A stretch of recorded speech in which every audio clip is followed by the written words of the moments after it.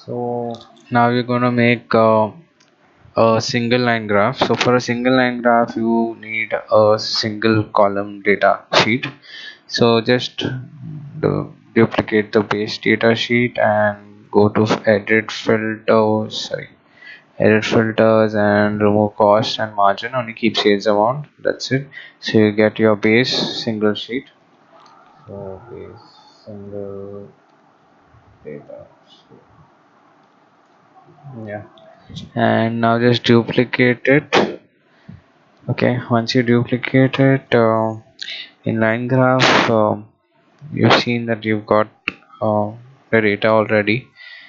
So just move this on top, measure values will come down,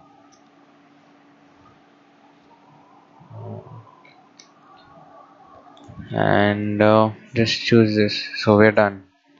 Okay.